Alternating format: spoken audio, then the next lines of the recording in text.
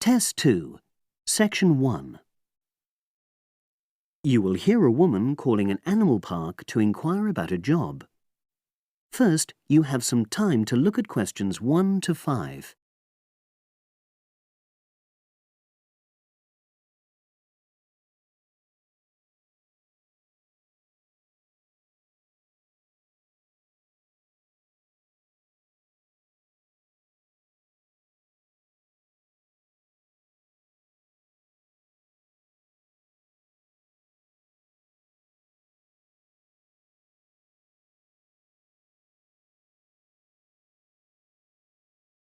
You will see that there is an example which has been done for you.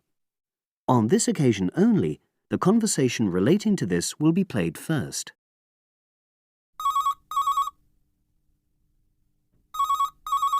Pinder'S Animal Park, hello. Oh, hello. I'm ringing to ask whether you have any jobs available.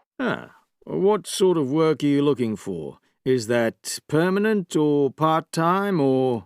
Actually, I'm just looking for temporary work. I'm a student. Oh, right.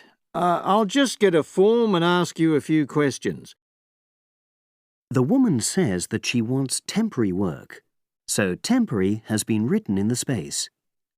Now we shall begin. You should answer the questions as you listen, because you will not hear the recording a second time.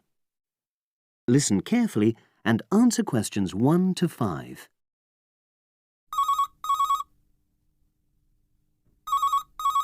Pinder'S Animal Park, hello. Oh, hello. I'm ringing to ask whether you have any jobs available. What sort of work are you looking for? Is that permanent or part-time or... Actually, I'm just looking for temporary work. I'm a student. Oh, right. I'll just get a form and ask you a few questions. Then I'll pass your application on to our recruitment section. Is that okay? Fine, thank you. So, starting with your name. It's Jane Lammerton. Is that Lammerton?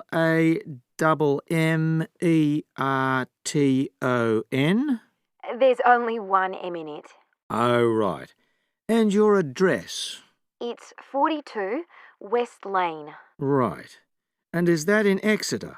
Yes. Okay. And can you give me your mobile phone number?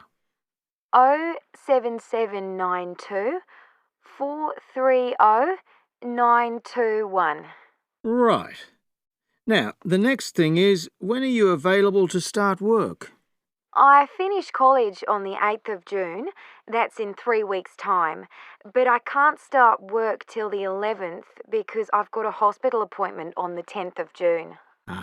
No problem.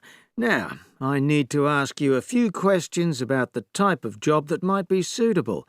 Do you have any particular kind of work in mind? It doesn't necessarily mean that you will get work in the field that you want, but I can record your preferences. Well, I'd do anything. And I have worked as an assistant animal keeper before, when I was still at school. But I'm studying at a catering college now, and I'd really like to get some experience as an assistant cook if possible. Right. So that's your first choice. Have you done that kind of job before? No, but I've helped my aunt sometimes. She runs a cafe in Exeter. Would you say you've got any relevant skills then? Well, I'm used to using the kind of equipment you usually find in a kitchen. Before you hear the rest of the conversation, you have some time to look at questions 6 to 10.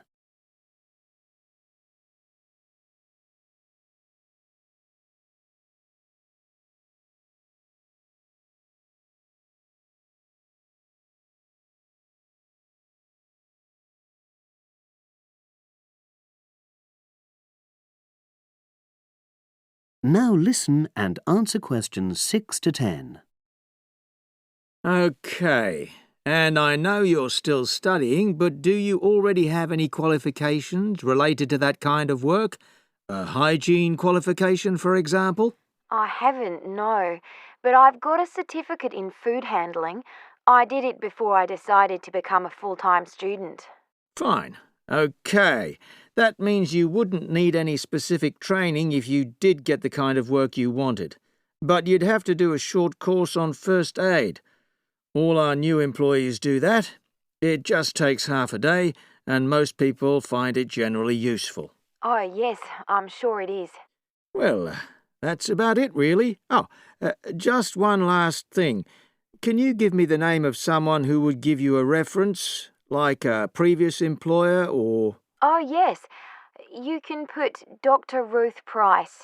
Okay. Is that one of your college lecturers? She's my college tutor. She's known me for over 2 years, and I'm sure she wouldn't mind. In fact, she's given me a reference before. Fine. We'd probably contact her by phone. Do you happen to know her number? I've got it on my phone, yes.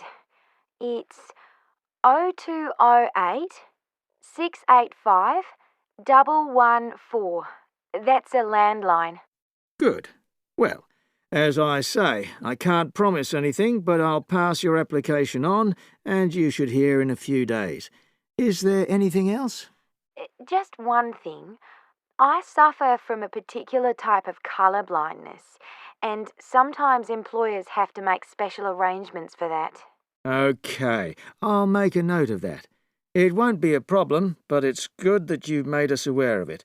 You can provide us with more details if you're offered a job. Okay. Thanks very much. Bye. Bye. That is the end of section 1. You now have half a minute to check your answers.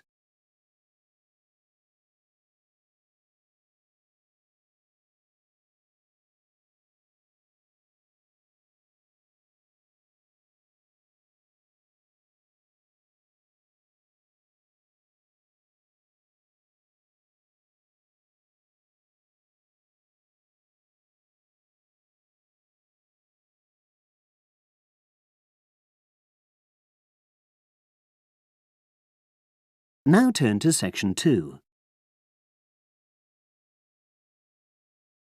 Test 2. Section 2. You hear a club leader giving information to a group of young people who are planning to do a 2-week holiday course at the Tamerton Centre. First, you have some time to look at questions 11 to 15.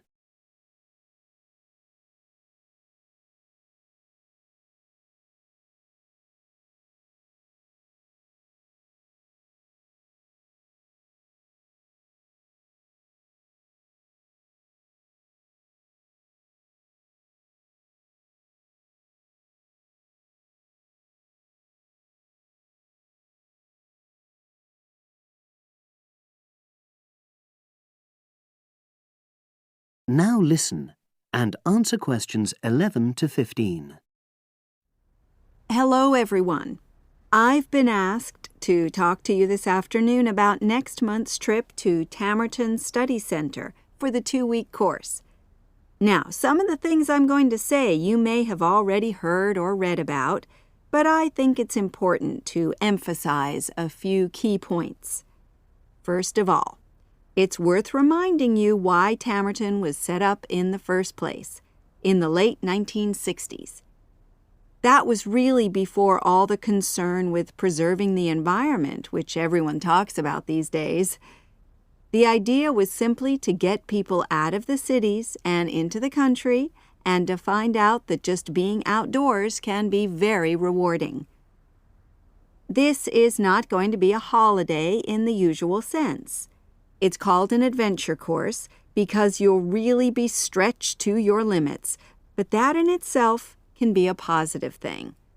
The group I took last year, for example, said that although they actually felt pretty weak and exhausted all the time, it really made them learn a lot about themselves and increased their confidence.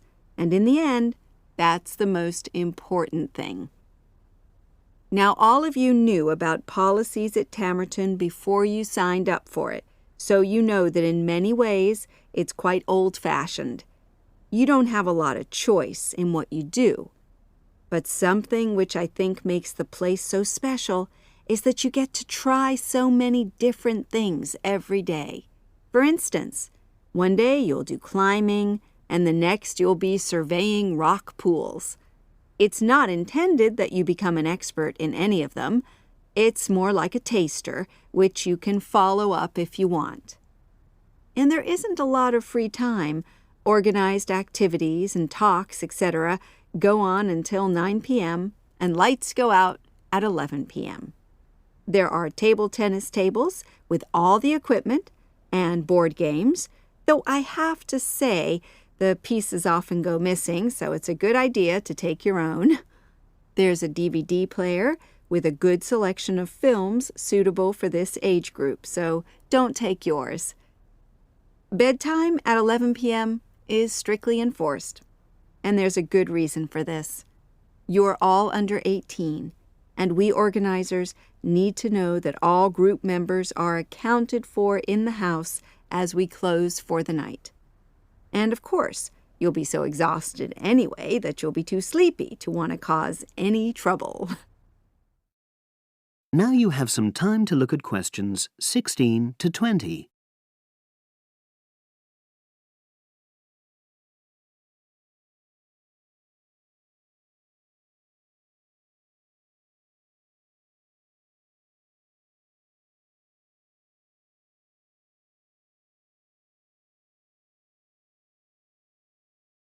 Now listen and answer questions 16 to 20.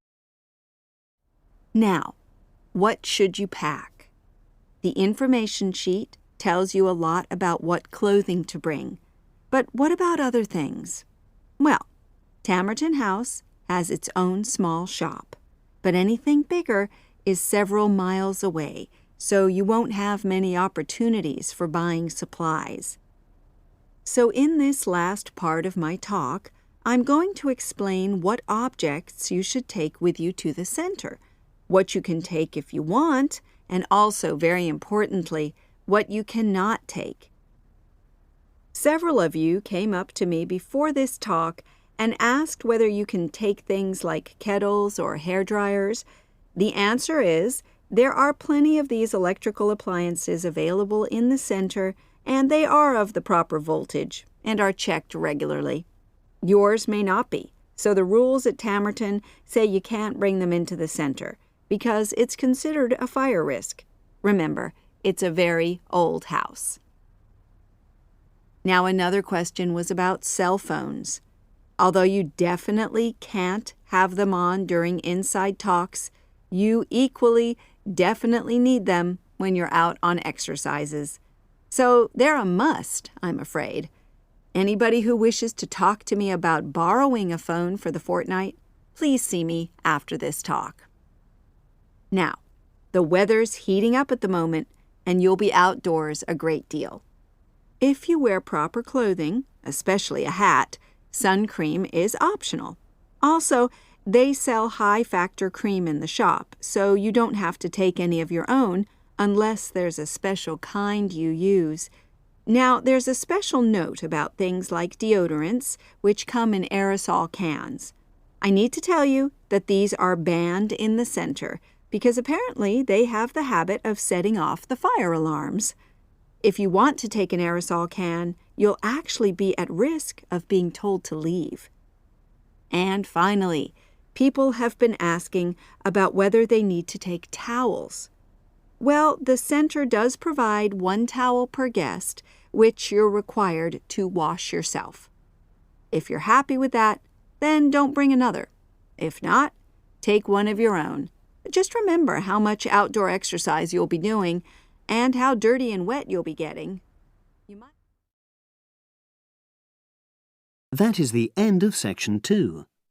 You now have half a minute to check your answers.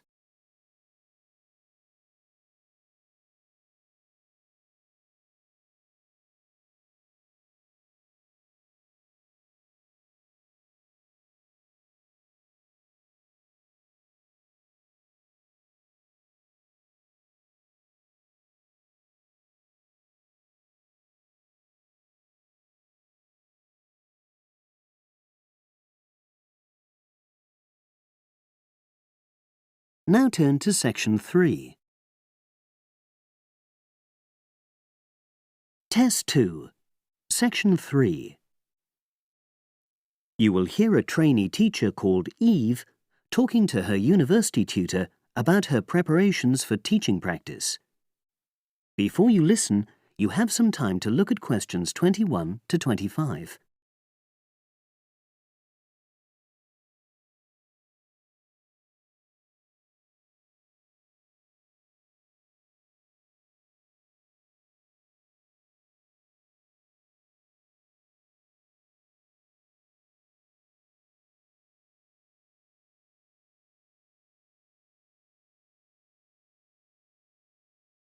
Now listen and answer questions 21 to 25. Hello, Eve. Come in and sit down. How's it going? Fine, thanks. I'm looking forward to my teaching practice next week. Good. Now, you've got 2 classes, haven't you? Year 3 and Year 6. Have you done your lesson plans? Well, I've decided to take the topic of renewable energy. I haven't done a lesson plan for Year 6 yet, but I thought I'd base their lesson on an example of very simple technology. So I've brought this diagram to show you. I got it from the internet. Let's see. A biogas plant. So this is equipment for producing fuel from organic waste. Yes. The smaller container on the left is where you put the waste you've collected. Right, and from there it's piped into the larger tank. That's right. And that's slurry on the base of the larger tank. Right. And what exactly is slurry? It's a mixture of organic waste and water. So is that pipe at the bottom where the water comes in? Yes, it is. As the slurry mixture digests, it produces gas, and that rises to the top of the dome. Then, when it's needed, it can be piped off for use as fuel in homes or factories. It's very simple. I suppose there's some kind of safety valve to prevent pressure build-up? That's the overflow tank. That container on the right. As the slurry expands, some of it flows into that, and then once some of the gas has been piped off, the slurry level goes down again, and the overflow tank empties again. I see. Well, I think that's suitably simple for the age level it's for. I look forward to seeing the whole lesson plan. Thanks. And can I show you my ideas for the Year 3 lesson? Of course. Let's look. Before you listen to the rest of the conversation, you have some time to look at questions 26 to 30.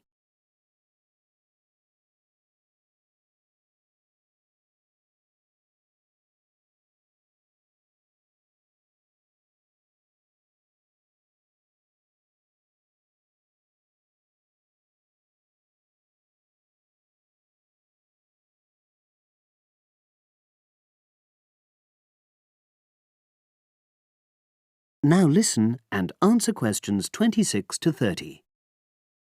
I thought I'd introduce the topic by writing the word energy on the board and reinforcing the spelling and the pronunciation.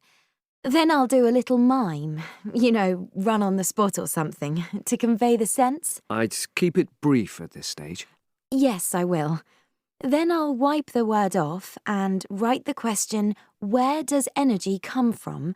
And see what the pupils come up with. Fine. I'd suggest that you just brainstorm at this stage and don't reject any of their suggestions. Yes, that's what I was going to do.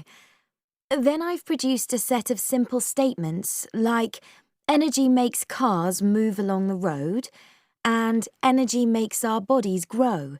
There are 8 altogether. Are you going to give them out as a handout or write them up on the board? First, I'll put them up on the board, and then I'll read them out loud. And I'll get the pupils to copy them out in their notebooks. I'll also ask them to think up one more similar statement by themselves and add it to the list. Good idea. After that, I thought I'd vary things a bit by sticking some pictures up of things like the sun and plants and food and petrol and a running child. And I'll get the pupils to work out what order the pictures should come in terms of the energy chain. I think that's a very good idea. You could move the pictures around as the pupils give you directions. Yes, I think they'd enjoy that. And to finish off, I've made a gap fill exercise to give out. They'll be doing that individually, and while they're writing, I'll walk round and check their work. Good. And have you worked out the timing of all that? It'll probably take you right through to the end of the lesson. That is the end of section 3. You now have half a minute to check your answers.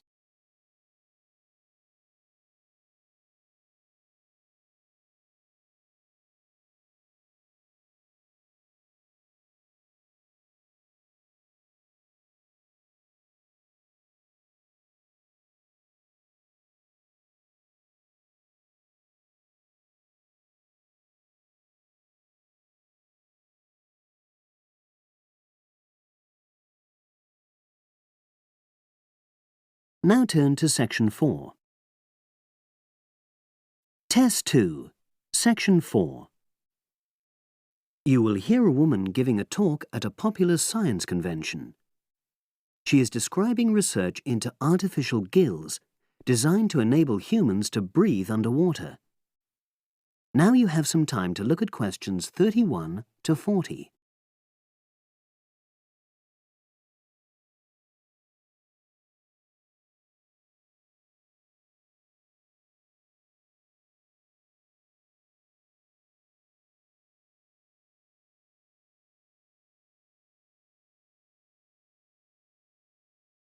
Now listen and answer questions 31 to 40. In my talk today, I'll be exploring the idea of artificial gills. I'll start by introducing the concept, giving some background and so forth, and then I'll go on to explain the technological applications, including a short, very simple experiment I conducted. Starting with the background. As everyone knows, all living creatures need oxygen to live. Mammals take in oxygen from the atmosphere by using their lungs, and fishes take oxygen from water by means of their gills, which of course in most fishes are located either side of their head. But human beings have always dreamt of being able to swim underwater like the fishes, breathing without the help of oxygen tanks. I don't know whether any of you have done any scuba diving, but it's a real pain having to use all that equipment. You need special training, and it's generally agreed that tanks are too heavy and big to enable most people to move and work comfortably underwater. So scientists are trying a different tack.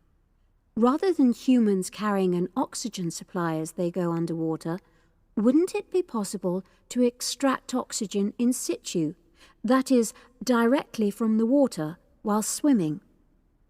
In the 1960s, the famous underwater explorer Jacques Cousteau, for example, predicted that one day surgery could be used to equip humans with gills. He believed our lungs could be bypassed and we would learn to live underwater just as naturally as we live on land. But of course, most of us would prefer not to go to such extremes. I've been looking at some fairly simple technologies developed to extract oxygen from water, ways to produce a simple, practical artificial gill, enabling humans to live and breathe in water without harm.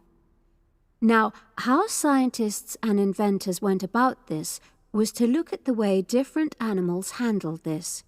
Fairly obviously, they looked at the way fishes breathe, but also how they move down and float up to the surface using inflatable sacs called swim bladders.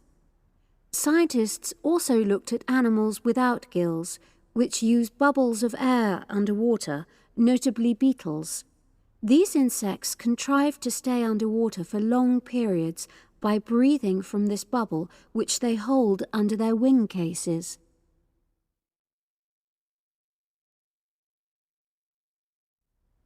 By looking at these animal adaptations, inventors began to come up with their own artificial gills. Now, making a crude gill is actually rather easy, more straightforward than you would think.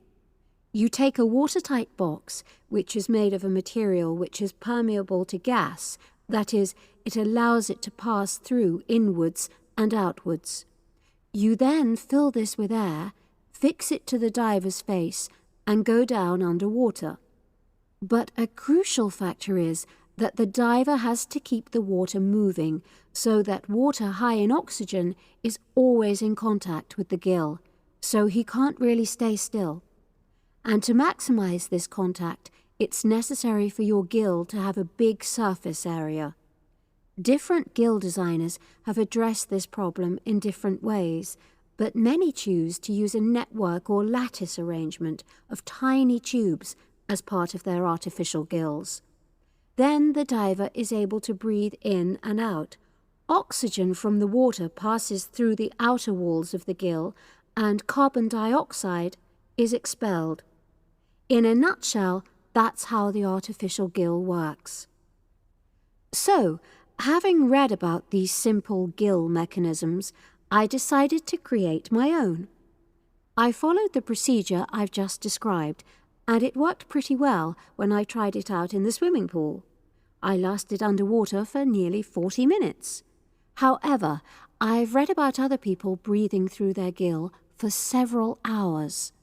So the basic idea works well, but the real limitation is that these simple gills don't work as the diver descends to any great depth because the pressure builds and a whole different set of problems are caused by that. Research is being done into how these problems might be overcome, but that's another story, which has to be a subject of another talk. Despite this serious limitation, many people have high hopes for the artificial gill, and they think it might have applications beyond simply enabling an individual to stay underwater for a length of time. For example, the same technology might be used to provide oxygen for submarines, enabling them to stay submerged for months on end without resorting to potentially dangerous technologies such as nuclear power. Another idea is to use oxygen derived from the water as energy for fuel cells. These could power machinery underwater, such as robotic devices. So, in my view, this is an area of technology with great potential. Now, if anyone has any questions, I'd be happy to answer. Yes, lady at the back. That is the end of section 4. You now have half a minute to check your answers.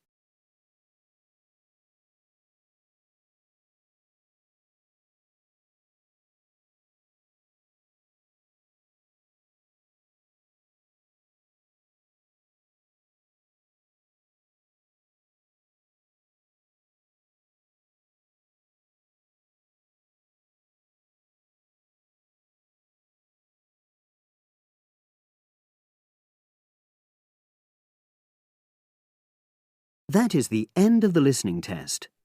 You now have 10 minutes to transfer your answers to the separate answer sheet.